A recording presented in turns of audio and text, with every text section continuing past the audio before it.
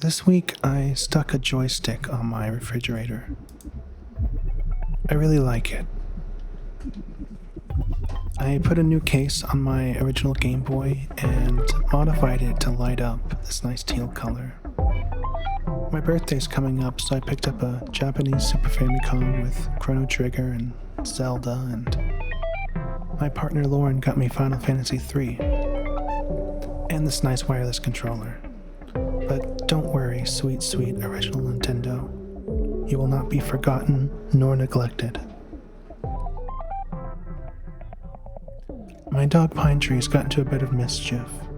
She jumped up on the table in the backyard and broke her mother's fine pottery. How could you do this, Pine Trees? I've been focusing on the pixel art for South Pass. I want to get all the locations out of the way and the characters that inhabit them, so it'll make editing scenarios much easier. As you notice, I have detailed backgrounds, but not as detailed characters, which I picked up from watching too much anime. I want to show you some time lapses of me making these characters and tell you about my rules.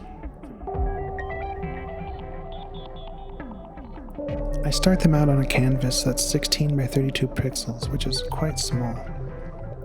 I think that limiting the size of my character design makes them simpler, and I think simple characters are quite cute. Kirby, for example.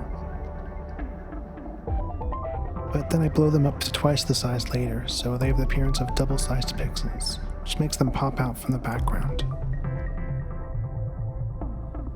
I avoid using black, ever. Instead, I use really dark saturated colors, like a really dark red, or a really dark purple. I don't use any outlines on my characters. I like the simple art style of Samurai Jack. I don't think you need extra lines to show the different parts of a character. I think you can do that just with shading.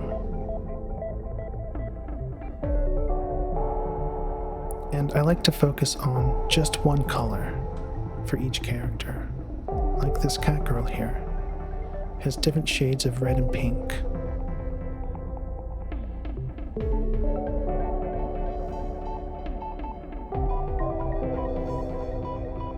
She works at a thrift store in the game, so I thought she should be reading to pass the time.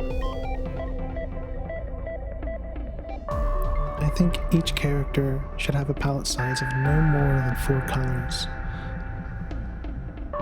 There are exceptions, but that's a general rule.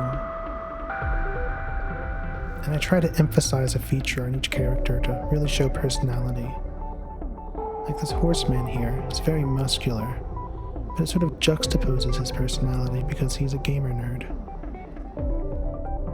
He was going to be a goth horse, but I think he ended up looking more like a combination of Elvis Presley from Jailhouse Rock, but with a Basquiat-style hairdo.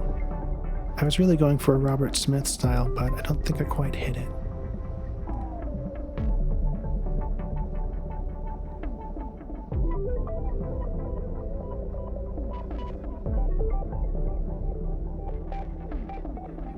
He was going to man the upstairs, but I think his colors were too similar to the background, so I put him downstairs.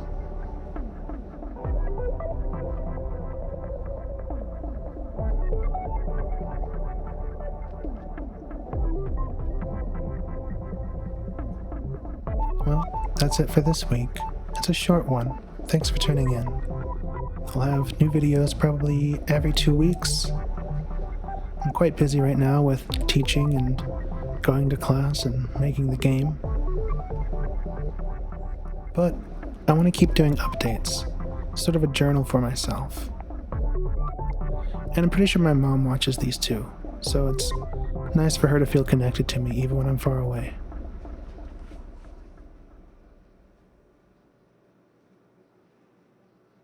Thanks again.